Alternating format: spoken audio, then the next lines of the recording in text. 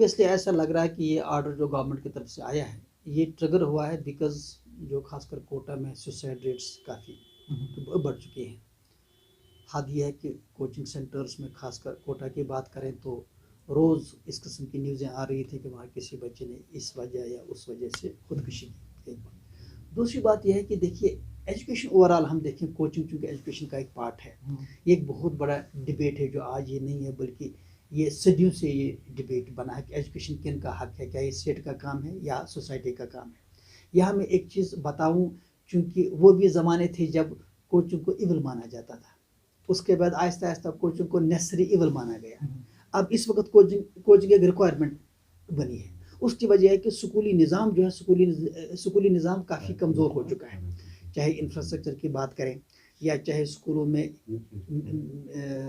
हम जो बात करें HR की, जो हमारे ट्रेन टीचर्स होनी चाहिए।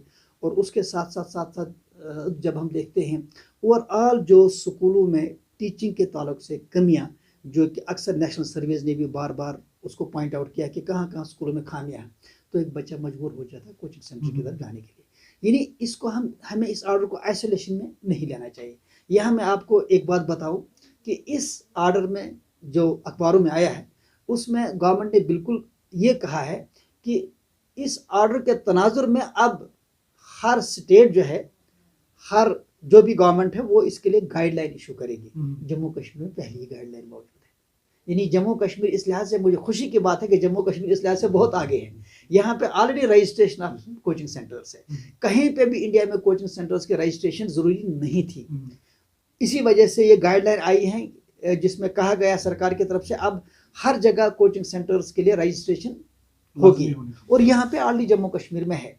और लेकिन अलग बात है कि इस बार कोचिंग सेंटर्स के ताल्लुक से रजिस्ट्रेशन जो है नहीं दी गई, क्योंकि उसमें काफ़ी डिले हो गया पिछले 1-2 सालों से। अदरवाइज यहाँ ऑलरेडी लिखा हुआ था। और जो सरकार ने ऑलरेडी इसमें चीज़ें कही हैं कि जैसे अगर कोई बच्चा बीच में ही कोचिंग छोड़ता है तो उसकी फ़ीस रिफंड होनी चाहिए। वो चीज़ें ऑलरेडी हमारे जो हमारे स्टेट की, जो जम्मू कश्मीर की जो रजिस्ट्रेशन है, जो उसके नॉर्म्स, उसमें ऑलरेडी ये चीज़ लिखी हुई है। यानी जम्मू कश्मीर के लिए कोई नई चीज़ नहीं है। रहा ये कि इसमें जो कहा गया कि 16 साल तक बच्चा कोचिंग में नहीं जाएगा।